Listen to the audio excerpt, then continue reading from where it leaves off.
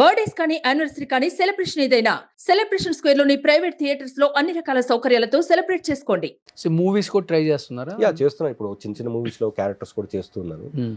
మొన్న రీసెంట్గా ప్రవీణ్ ఐపీఎస్ అని ఒక సినిమా చేశాను. ఓకే. ఆర్ఎస్ ప్రవీణ్ కుమార్ గారి బయోపిక్. అది యాక్చువల్గా ఎలక్షన్ ముందు రావాల్సింది, బట్ అది పోస్ట్ పోన్ చేశారు. మేబీ ఫిబ్రవరిలో రిలీజ్ చేయొచ్చు. బాగుంటారు సార్ మీరు, మంచి మంచి పోలీస్ ఆఫీసర్ కానీ ఒక హీరో అన్నగా కానీ ఒక హీరోయిన్కి అన్నగా కానీ చాలా బాగుంటారు. ఎందుకంటే ఇంకొకటి, మన డైరెక్టర్స్ అందరికీ మీరు తెలిసిన వాళ్ళే. అవును. చిన్నప్పటి నుంచి వాళ్ళ అమ్మో అక్కో అన్నో నానో ఎవరో ఒకటి సీరియల్ పెడితే మీరు కనిపిస్తూనే ఉంటారు.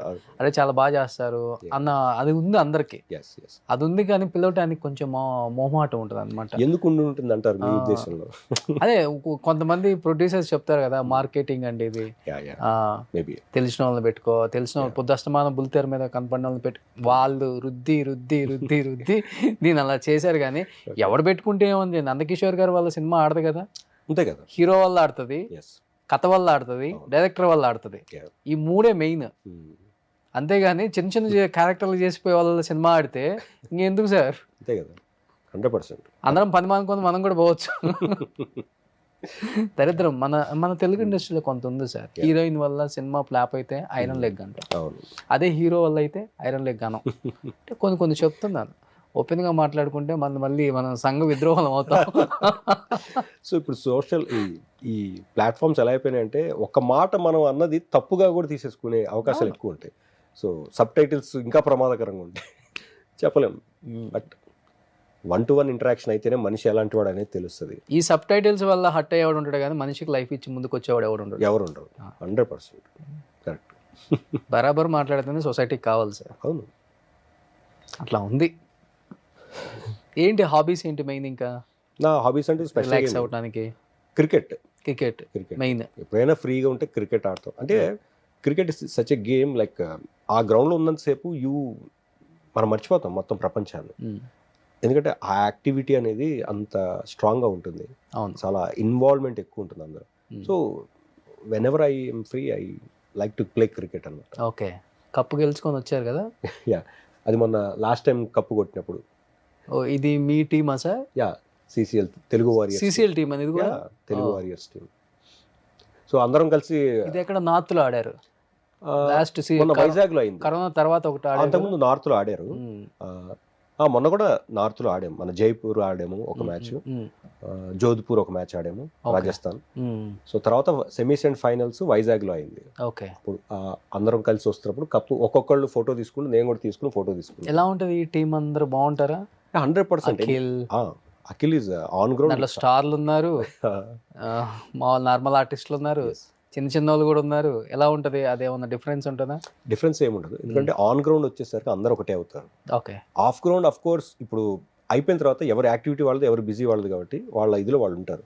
బట్ ఆన్ గ్రౌండ్ ప్రాక్టీస్ చేసేటప్పుడు మాత్రం యునైటెడ్ గానే ఉంటాం. కాబట్టి 4 సార్లు కప్పు గెలవగలిగాం. ఆ యూనిటీ లేకపోతే కష్టం కప్పు గెలవటం. గ్రేట్. అది ఎవరు సార్ హీరోస్లలో మీకు మెయిన్ కొంచెం ఓకే మా నందకిషోర్ మానవుడు అనుకునే వాళ్ళు ఎవరు ఉన్నారు? డెఫినెట్ గా వెంకటేష్ గారు, శ్రీకాంత్ అన్నయ్య, అరుణ్ భయ్య, డెఫినెట్లీ వీళ్ళందరూ. మంచు మనోజ్ గారు కూడా మీకు? మంచు మనోజ్ గారితో నేను ఆడలేదు యాక్చువల్గా. అది 2011 ఫస్ట్ ఆడారు మ్యాచ్. అప్పుడు నేను 12 నుంచి ఉన్నాను. ఓకే.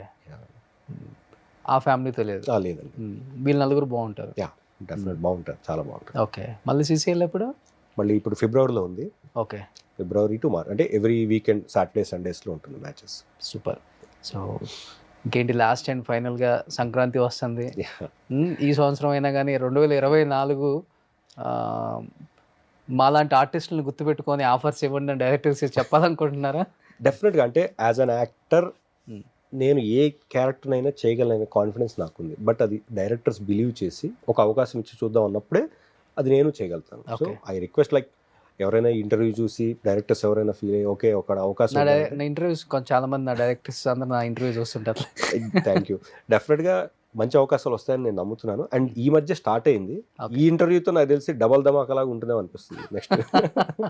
నిజంగా సార్ గ్రేట్నెస్ ఏంటంటే 23 సంవత్సరాలు అయినా ఇండస్ట్రీకి వచ్చి ఇప్పటికి కూడా ఒక ఆఫర్ వస్తే బాగుండు అనుకునే ఆర్టిస్టులు మీరే కదా సార్. చాలా మందిని నేను చూశాను. నిజంగా చెప్పాలంటే చాలా బాధ అనిపిస్తుంది కూడా మాకు కూడా. యాజ్ ఎ మీడియాలో ఉన్న జర్నలిస్ట్లు అయినప్పుడు కూడా మాకు బాధ అనిపిస్తుంది, ఎక్కడో తెలియని ఒక పెయిన్. అరే మనోళ్ళు కదా ఇన్ని సంవత్సరాల నుంచి పోరాడుతున్నారు ఒక్క బ్రేక్ కోసం, ఒక ఆఫర్ ఇస్తేనే కదా బ్రేక్ వచ్చేది రాదు తెలిసేది. ఎవడెవరికో ఇస్తున్నాం, మనోడికి ఇవ్వడానికి ఏంటి అని చాలా మంది కనపడ్డోడికి చెప్తూనే ఉంటాం, డైరెక్టర్స్ని కూడా ఇంటర్వ్యూస్లో అడుగుతూనే ఉంటాం. అదేంటి మనోళ్ళ దగ్గర టాలెంట్ ఉంటే మేము అందరం రెడీగా ఉన్నాం, ఎందుకు ఎక్కడెక్కడి నుంచో తెచ్చుకోవాల్సి వస్తుంది, మేము కూడా మాకు ప్రొఫైల్స్ రావట్లేదు సరైనవి అంటున్నారు.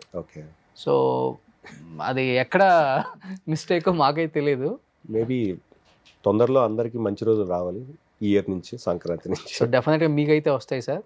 Thank you so so much. మూవీస్లో కనిపిస్తారు డెఫినెట్గా. 24 మంచి మంచి మూవీస్ చేయాలి. ఎవరు మీకు ఇష్టమైన హీరో? మెగాస్టార్ చిరంజీవి గారు. అవునా? ఎస్. ఓకే. అంటే నాకే కాదు, నాకు తెలిసి నా ఏజ్ గ్రూపు, నా తర్వాత వచ్చిన వాళ్ళు వీళ్ళందరికీ కూడా మెగాస్టార్ ఇన్స్పిరేషన్ ఉంటారు. ఎందుకంటే అంటే ఊహ తెలిసినప్పటి నుంచి హీరో అంటే ఆయనే, మనం చూసిన సినిమాలు.